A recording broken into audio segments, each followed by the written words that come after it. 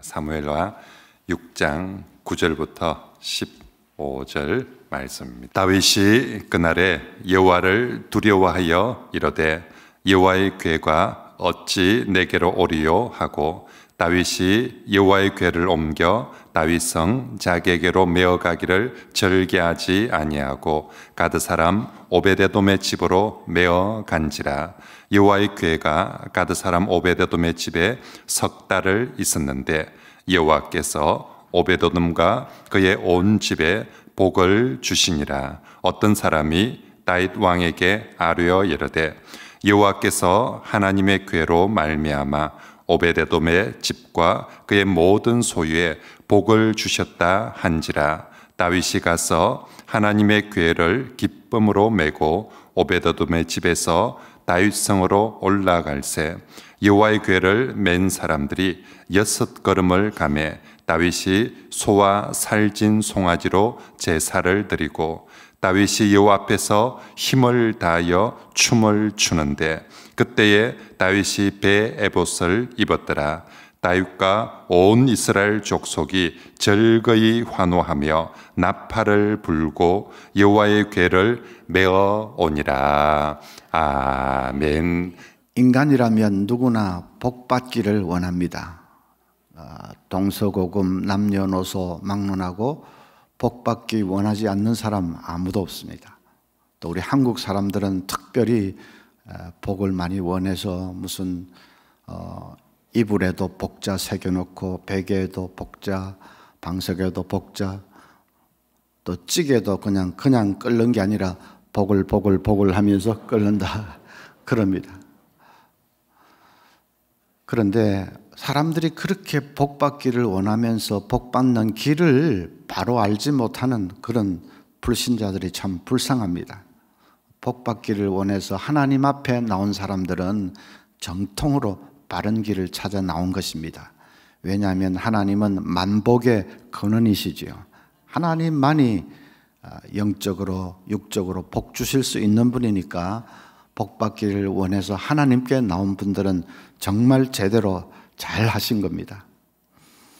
오늘 말씀에 하나님께 복받은 두 사람이 등장합니다. 그래서 이제 이 이름들을 여러분 잘 기억하시기를 바랍니다. 첫 번째 사람은 오벳에돔입니다. 성경을 좀 많이 읽지 않은 분은 이 오벳에돔이라는 이름이 생소하게 들릴지 모르겠습니다. 이런 사람도 있었구나 그럴지 모르겠는데 오늘부터 여러분 절대로 오벳에돔 이 이름을 잊으면 안 됩니다. 적어도 여러분이 복받기를 원하신다면 절대로 이 이름을 잊지 마십시오. 오벳에돔은 하나님 앞에서 넘치는 복을 받았던 사람입니다. 만약에 그가 살아있다면 여러분 앞에 나서서 자기가 복받은 그 비결을 몇 날 며칠이고 간증을 했을 것이고 여러분은 아마 숨도 잘 쉬지 못하고 참 귀 기울여서 그의 말을 들었을 것입니다.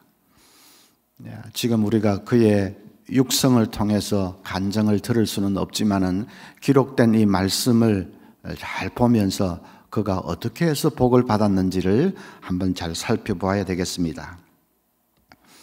오벳에돔은 출신 성분은 그렇게 대단한 가문의 사람은 아니었습니다. 그는 제사장 가문에 속해 있는 좀 평범한 사람입니다. 나중에 다윗이 성소를 지었을 때에 그 성소를 지키는 문지기의 직무를 감당을 했습니다. 문지기, 관리인, 수위, 대단한 직책은 아니죠. 그냥 평범한 그런 직책이죠. 그런데 오벳에돔은 엄청난 복을 받았다고 합니다. 비결이 뭘까? 11절에 보니까 여호와의 궤가 가드 사람 오벳에돔의 집에 석 달을 있었는데 여호와께서 오벳에돔과 그의 온 집에 복을 주시니라. 그대로 나와 있네요. 여호와의 궤를 집에 잘 모셔서 복을 받았습니다. 여호와의 궤, 언약궤라고도 하고 법궤라고도 하는 이 여호와의 궤를 잘 모셔서 복을 받았습니다. 그런데 한 가지 문제가 있습니다. 여호와의 궤가 오베데돔의 집에 오기 전에는 아비나답이라는 사람의 집에 있었습니다. 그런데 아비나답이 복을 받았다는 말은 눈을 씻고 보아도 찾아볼 수가 없습니다. 사무엘상 7장 1절부터 보면 여호와의 궤가 아비나답의 집에 20년을 있었다고 합니다. 그 말씀할 때까지가 20년이고 그 후에 또 경과한 시간까지 하면 40년을 있었습니다. 그런데도 아비나답이 복을 받았다는 말은 찾아볼 수가 없습니다. 여호와의 궤를 집에 잘 모셔서 복을 받는다면 석 달을 모신 오베데돔보다 40년을 모신 아비나답이 훨씬 더 복을 받아야 될 것 아닙니까? 그런데 엉뚱하게 복은 아비나답이 아니라 오베데돔의 집에 임했습니다. 그건 어떻게 해서 그렇게 되었을까? 오베데돔이 여러분 얼마나 복을 받았는지 아십니까? 역사가 요세푸스가 기록한 것에 의하면 법궤가 오베데돔의 집에 들어갈 때는 그 집이 마을에서 제일 가난했는데 그 집을 나올 때는 그 집은 마을에서 가장 부유한 집이 되어 있었다. 그렇게 기록을 했습니다. 역대상 26장 보면 오베데돔의 후손들이 쭉 나오는데 모두 62명이 나오는데 그 후손들이 다 큰 용사도 있고 또 잘 다스리는 사람도 있고 전부가 자기 직무를 잘 감당하는 훌륭한 사람들입니다. 자손들이 다 잘 됐다는 말입니다. 그런데 아비나답은 보십시오. 자손들이 잘 되기는커녕 그 아들 중에 우사라는 아들이 있는데 그 우사는 하나님의 궤를 여호와의 궤를 잘못 옮기다가 그 자리에서 죽고 말았습니다. 잘 되기는커녕 아주 무서운 일을 당했지요. 왜 그렇게 오베데돔과 아비나답이 정반대의 길을 가게 되었을까? 여러분, 여호와의 궤가 무엇입니까? 여호와의 궤는 한마디로 말하면 여호와 하나님의 임재를 상징적으로 보여주는 것입니다. 하나님께서 여기 임하고 계신다 하는 것을 가시적으로 상징적으로 보여주는 것이 여호와의 궤입니다. 출애굽기 25장 22절에 보면 이 여호와의 궤 앞에서 내가 너와 만나고 내가 이스라엘 자손을 위하여 네게 명령할 모든 일을 네게 이르리라. 그러니까 여호와의 궤는 하나님을 만나는 장소입니다. 하나님의 임재를 체험하고 하나님을 만나는 장소입니다. 하나님 앞에서 그 거룩한 말씀을 듣는 장소입니다. 여호와의 궤를 집에, 가정에 모셨다는 말은 이제부터 그 가정에서 하나님을 늘 만나게 되었고 하나님 앞에서 살게 되었다는 뜻입니다. 가정에서 하나님의 말씀을 들으면서 그 생생한 음성을 들으면서 하나님을 모시고 살게 되었다. 그런 뜻이죠. 여러분, 그 하나님이 어떤 하나님입니까? 시편 16편 2절에 보면 주는 나의 주님이시오니 주 밖에는 나의 복이 없다 하였나이다. 주 밖에는 복이 없다. 하나님이 복의 원천이시고 하나님이 복의 큰 저수지와도 같은 분이시다 하는 뜻이죠. 또 시편 84편 11절에 여호와 하나님은 정직하게 행하는 자에게 좋은 것을 아끼지 아니하시는 하나님이시라. 좋은 것, 복을 아끼지 않고 그야말로 물 붓듯이 쏟아 부어주시는 분이 하나님이시라는 말입니다. 또 시편 73편 28절에 하나님께 가까이 함이 내게 복이라. 하나님은 복의 원천, 복의 큰 저수지와도 같은 분이시지요. 그 복을 우리에게 쏟아 부어주시기를 아까워하지 않는 분이시지요. 그러니까 하나님을 가까이만 해도 복입니다.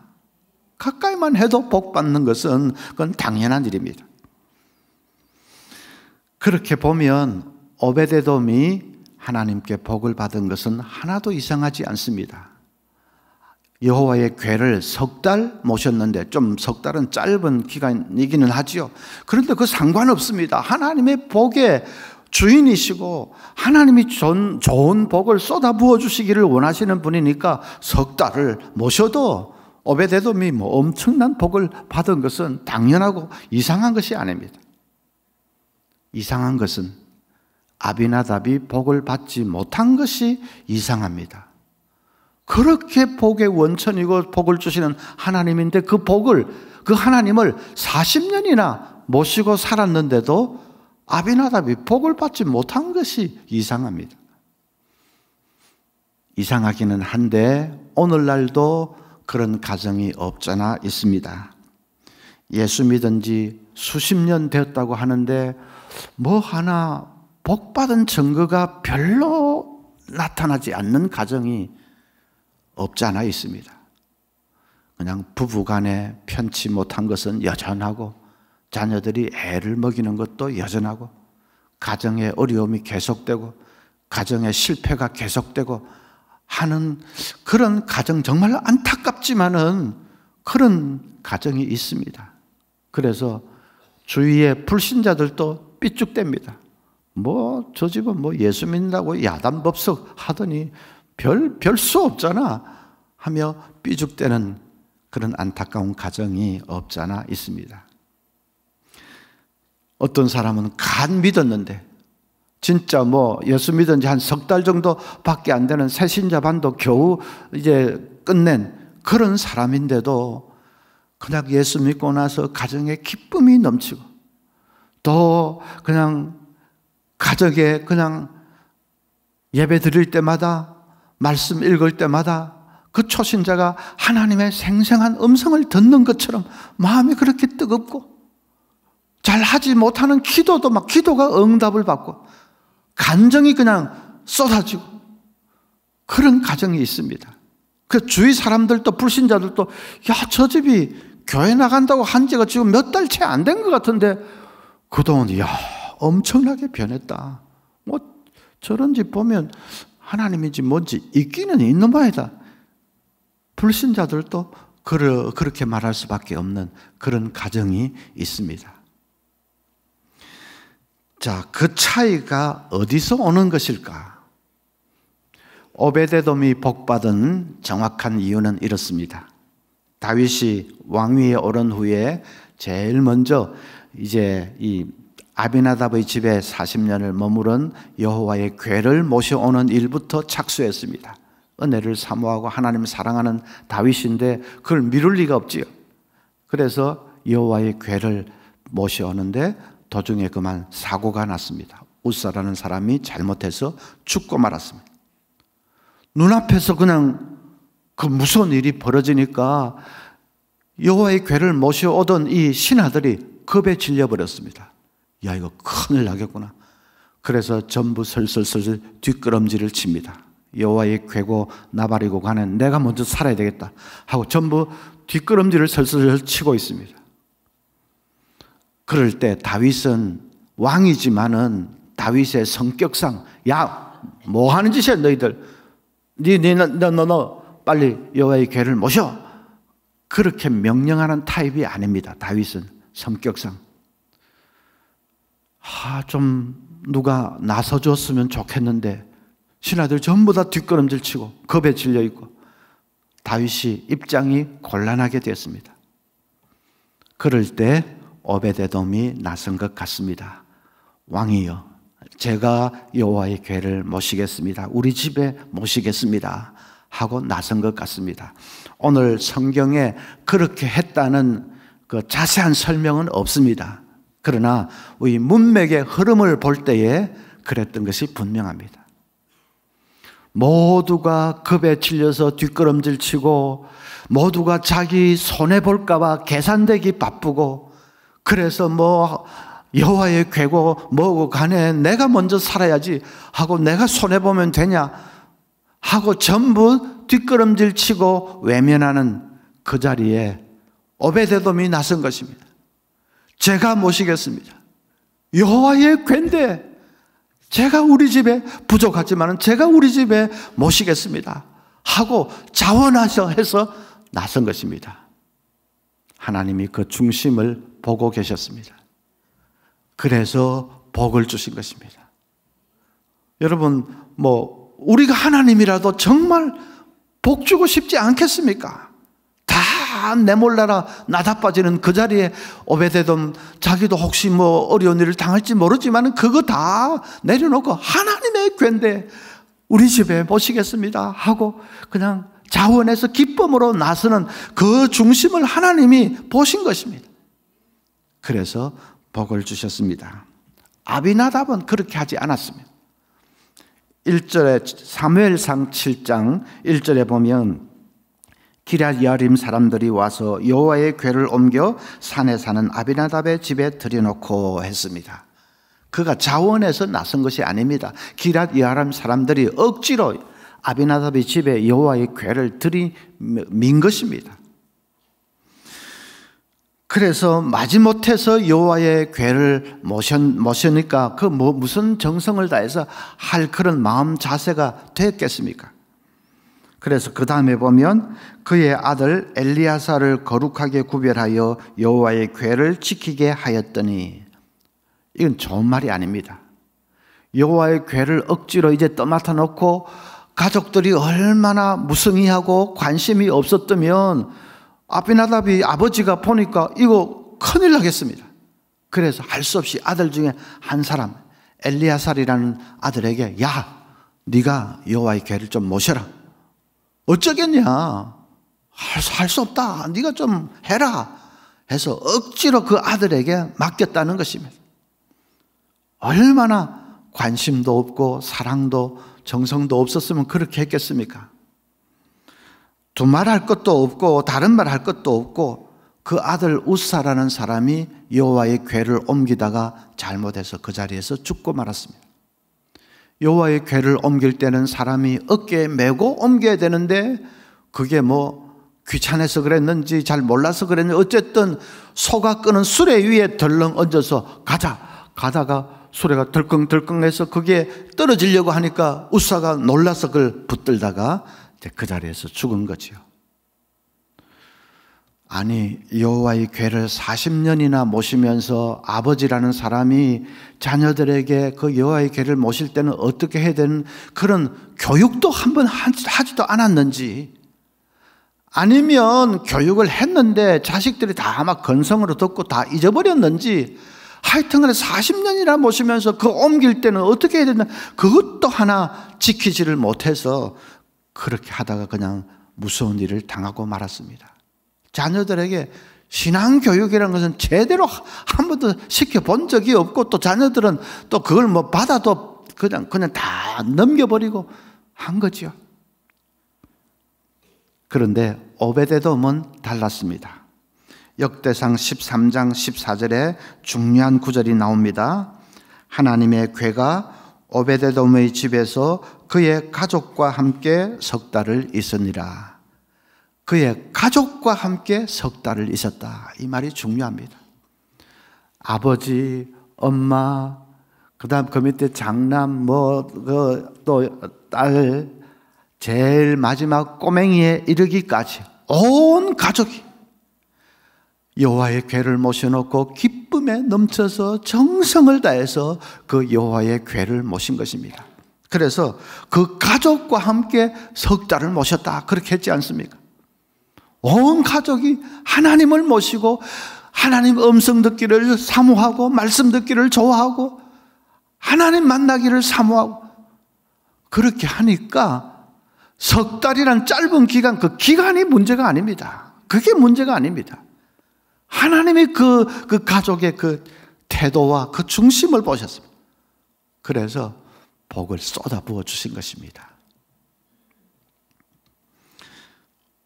오늘날도 안타깝지만은 아비나답 비슷하게 신앙생활하는 사람이 있습니다. 그냥 수요일 새벽 기도 그런 아예 물 건너 갖고 그냥 주일 하루 겨우겨우 예배 드리는데 그것도 마지 못해서 그냥 직장에 피곤해 죽겠는 또 교회 가서 끌려가는 것처럼 집사니까 그래도 집사 체면에 할 수 없이. 그래서 그냥 마지못해서 부르퉁해가지고 이 예배 드린다고 나오는 사람이 있습니다. 벌써 주일이가 왜 이리 빨리 주일이. 힘들어 죽겠다. 진짜 사람 죽겠네. 주일날이 아니라 주일날이네. 그럼 자기는 뭐 주일 지킨다고 할지 모르지요.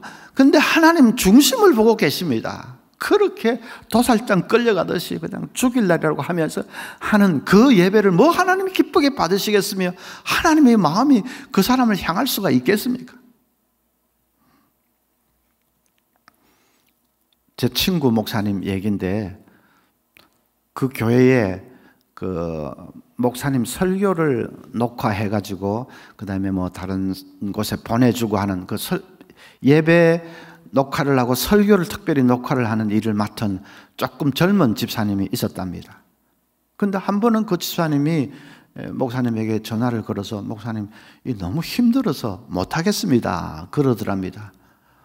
아이고 뭐 집사님 이렇게 잘해 오셨는데 왜 그럽니까? 조금만 하십시오. 그래도 막 아유 완강하게 못하겠다는 겁니다. 그러면 정그러면 지금 중간이니까 연말까지만이라도 하고 그럼 내년에 좀 또 다른 사람을 어떻게 해보든지 연말까지라도 해보시지요 하니까 그것도 안 되겠다는 것입니다. 저 정말 너무 힘들어서 못하겠다는 것입니다. 뭐 워낙 완강하게 그러니까 목사님이 아이고 참 사실은 뭐 한 주일도 빠질 수 없고 또 딱 정신 차리고 있다가 설교 시작할 때 탁 녹음하고 뭐 또 마치고 하고 하는 게 신경도 많이 쓰이고 힘든 거는 사실이지요. 그래서 집사님 그동안 수고 많이 했습니다. 뭐 그렇게 못 하시겠다고 하니까 그럼 제가 다른 사람 찾아보지요. 그랬습니다. 그 다른 사람 뭐 어렵지만 찾아내어서 맡겼습니다. 한 달쯤 지났는데 교회 안에 이상한 소문이 돌기 시작합니다. 목사님이 아무개 집사를 싫어해서 그 방송 녹음하는 그걸 그냥 그만두게 했다. 그렇게 소문이 돌기 시작합니다. 그 소문이라는 건 뭐 목사님 귀에도 들어오게 돼 있죠. 목사님이 이상하다 그 말이 정반대입니다. 자기가 그렇게 못하겠다고 해서 그래서 할 수 없이 다른 사람 맡겼는데 말이 이제 돌기는 목사님이 그 사람 싫어해서 그만두게 했다. 그래서 조금 알아봤더니 결국은 이제 본인 입에서 나온 소리지요. 그 집사님 이상하네. 말을 왜 그렇게 돌려서 할까? 그 좀 생각을 해보니까 목사님이 이유를 알게 되었다고 합니다. 그 집사님이 목사님에게 와서 못하겠습니다 했을 때 그건 진짜로 못하겠다는 말은 아니었습니다. 그거는 목사님 저를 좀 알아주십시오 하는 말이었습니다. 내가 얼마나 중요한 일을 하고 있는지 또 얼마나 이렇게 한 줄도 안 빠지고 잘하고 있는지 좀 목사님 좀 알아주십시오. 그리고 교인들 앞에서도 한 번씩 잘한다고 얘기도 해주시고 칭찬도 해주시고 교인들 앞에서도 좀 그렇게 좀 띄워주시고 그렇게 해주십시오 하는 말이었습니다. 그러니까 그 집사님이 아무리 완강하게 못하겠다고 해도 목사님이 그러면 할 수 없네요. 그러면 안 되는 겁니다. 그럴 때는 그 집사님 앞에 가서 무릎이라도 탁 꿇든지 목사가 해가지고 아이고 집사님이 안 하시면 누가 합니까? 우리 교회 뭐 몇백 명 있어도 집사님 같은 사람이 누가 있습니까? 안 됩니다. 집사님 하셔야 하옵니다. 집사님 안 하면 우리 교회 박상 망합니다. 그래야 되는 겁니다. 그러면 그 집사님 그렇습니까? 내가 한번 고려해 보지요. 아마 그랬을지 모릅니다. 그래서 목사님이 아이고 내가 참 목회를 했다고 하면서도 아직도 경험이 내가 부족해서 지금 그렇게 말할 때 무슨 뜻인지 빨리 알아채야 되는데 나 그것도 모르고 참 내가 경험이 부족해서 그렇게 말하는 것을 그 친구 목사님인데 제가 들었습니다. 뭐 목사님이 경험이 부족하든지 어쩌니 그거 떠나서 여러분 듣기에도 그거는 좀 아니지 않습니까? 사람이 복잡한 게 그리 좋은 게 아닙니다. 하기 싫으면 못합니다 하고 또 뭐 할 수 있으면 그냥 합니다. 그렇게 기다 아니다 분명해야지. 말 다르고 속 다르고 뭐 그렇게 복잡한 거 그렇게 복잡하니까 목사들이 저 말이 진짜일까 아닐까 다른 뜻을 자꾸 그거 헤아려다 보니까 머리가 다 빠지는 겁니다. 제 생각에는 하나님도 그건 별로 좋아하지 않으실 겁니다.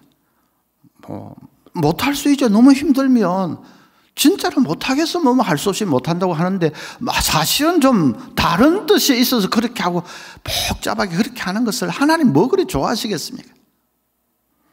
그 우리가 하나님의 일을 할 때에 좀 조심해야 될 것이 공로의식입니다. 내가 많이 했다 하는, 그래서 내 공로 속에 그거를 은근히 내세우고 싶은 그거를 우리가 조심해야 됩니다.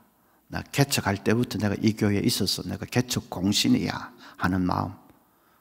내가 주일학교 부장을 한 25년 해가지고 오늘날 주일학교가 이 정도로 된 거야. 사람들이 잘 모르는데 사실은 초창기에 그랬어. 내가 다 그때 했었어.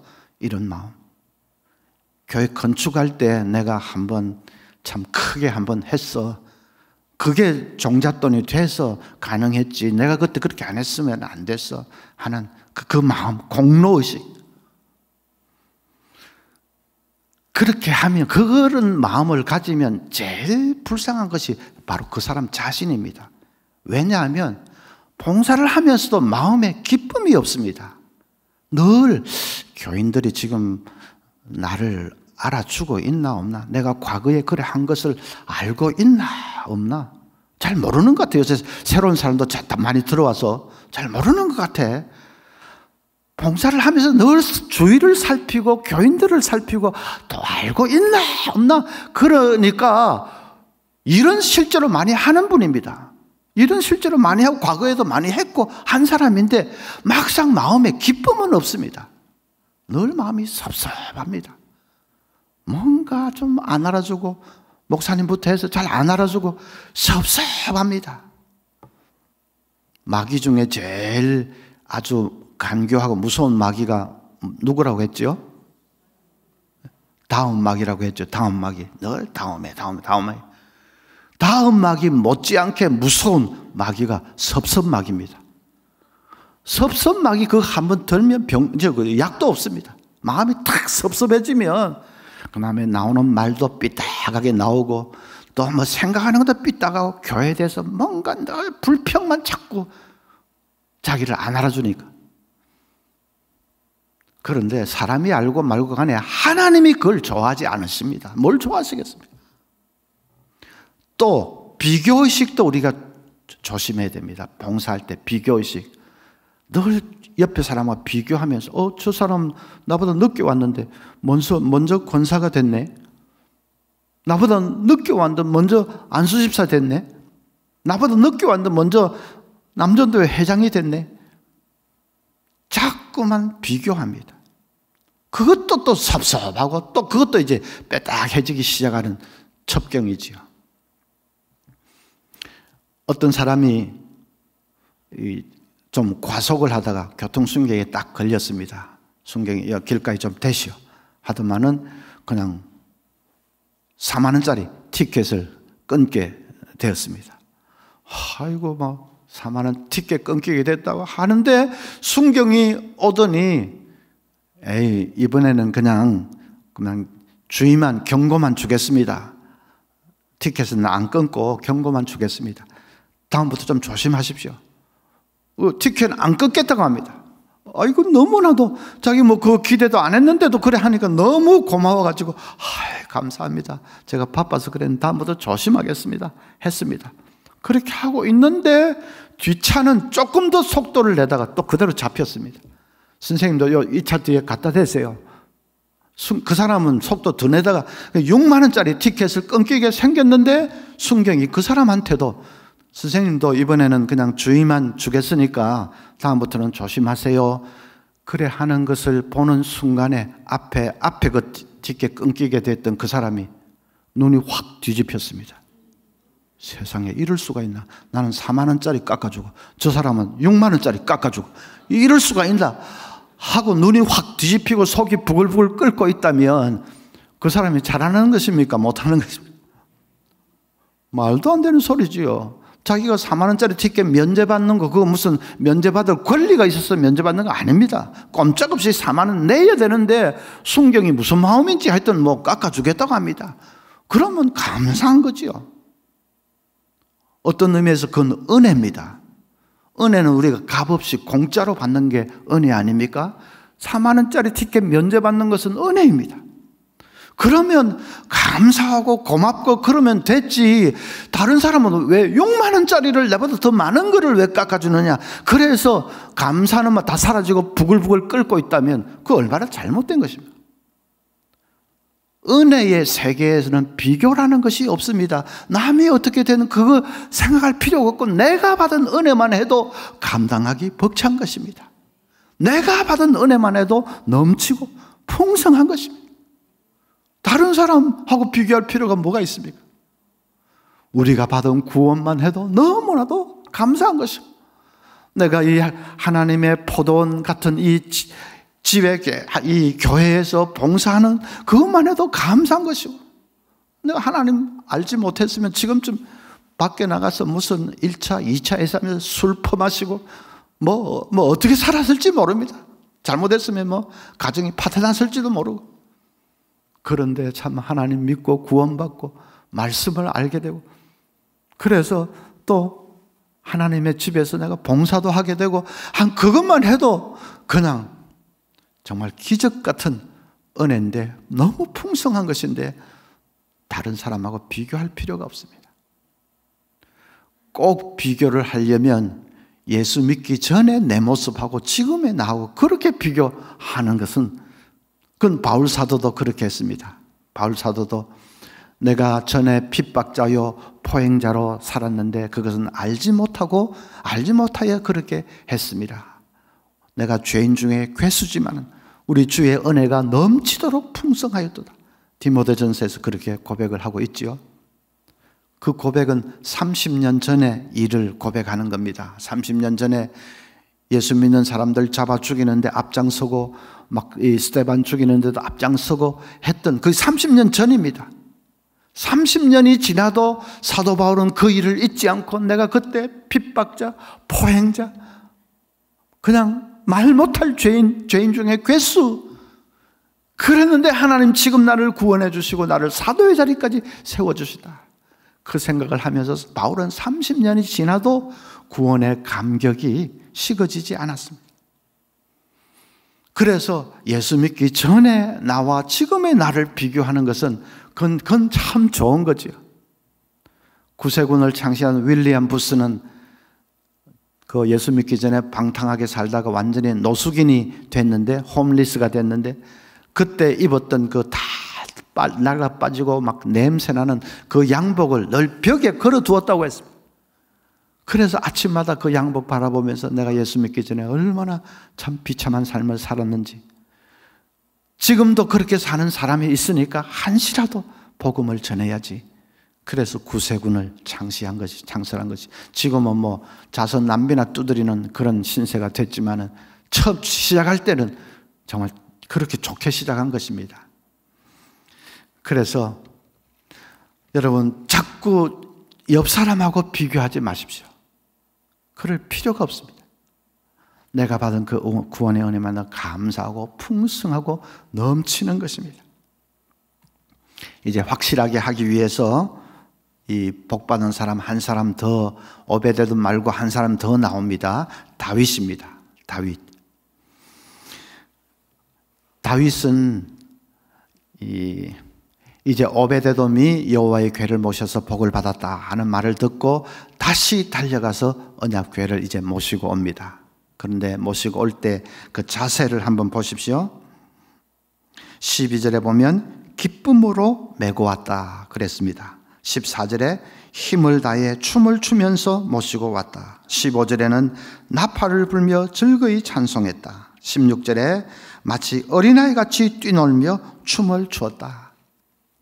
여호와의 궤를 이제 모시게 되었고 그 여호와의 궤 앞에서 예배드리게 된 그것이 너무나도 기뻐서 다윗이 뭐 왕복 다 집어 던지고 제사장이 입는 그 배 에봇을 입고는 어린아이처럼 뛰면서 악기도 동원하고 하면서 춤을 추면서 노래하면서 여호와의 궤를 모셔왔습니다. 하나님이 그 모습을 기쁘게 바라보셨겠죠. 그런데 미갈은 어떻습니까? 미갈, 다윗의 첫째 부인입니다. 사울의 딸입니다. 미갈은 창밖으로 다윗 왕이 그렇게 하는 그 모습을 바라보면서 심중에 깔보고 멸시했습니다. 16절에 보니까 심중에 저를 업신여기니라 했습니다. 깔보고 멸시했습니다. 아이고, 저기 뭐 왕이라는 사람이 저기 정신이 있나 없나? 채통머리가 있나 없나? 저기 뭐야? 백성들이 다 보고 있는데 왕복은 어떻게 하고 그 제사장 입는 그 낡은 그런 배 옷을 입고 어린아이 같이 저게 뭐야 저게? 깔보고 멸시했습니다. 미갈이 좋아하는 남편의 모습은 어떤 겁니까? 백마 위에 높이 걸터 앉아서 뒤에는 전리품과 포로들을 줄줄이 달고 모든 백성들이 환호하는 그 환호 속에 폼 있게 등장하는 그런 개선장군 다윗을, 그런 남편을 좋아했습니다. 신하들이 다 머리를 조아리고 있는 가운데 화려한 왕복과 왕관을 쓰고 그냥 진짜 폼나게 행차하는 그런 대왕 다윗을 좋아했습니다. 그런 남편은 좋아하면서 여호와의 궤를 모시고 정말 어린아이처럼 기뻐 춤추는 그런 성도 다윗은 깔보고 멸시했습니다. 하나님이 그 중심을 보고 계셨습니다. 그래서 복을 주지 않았습니다. 거기 23절에 보면 그러므로 사울의 딸 미갈이 죽는 날까지 그에게 자식이 없으니라.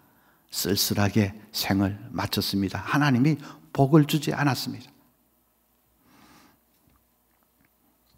오늘날 우리에게도 우리 여기 모든 민족 교회는 아니지만은 오늘날 교인들이라고 하는 사람 중에도 가치관이 미갈처럼 되어 있는 사람이 있습니다.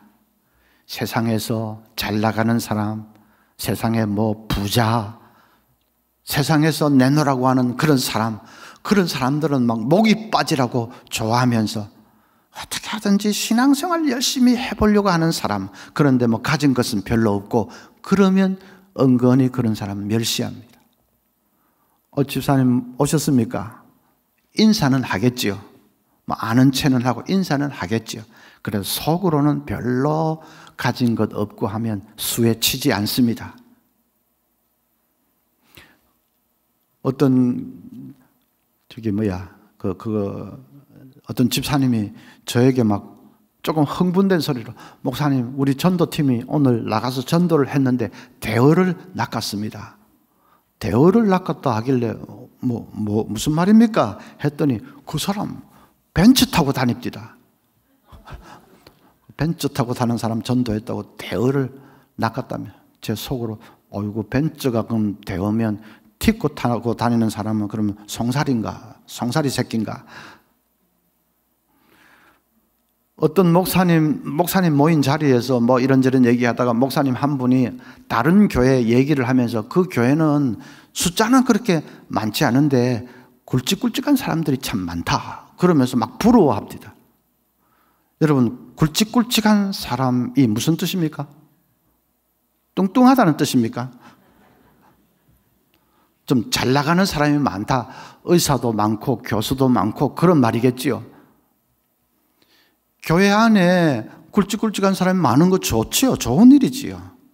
그런데 그 교회는 굵직굵직한 사람이 참 많다 하고 한없이 부러워하는 그 마음 속에 굵직하지 않은 사람은 별로 가치도 없다, 그런 마음이 혹시라도 숨어 있으면 그건 큰 문제입니다. 하나님은 어떻게 그런 식으로 사람을 구별해서 보십니까? 아니지 않습니까? 세속적인 가치관이죠. 완전히 세상의 가치관이죠.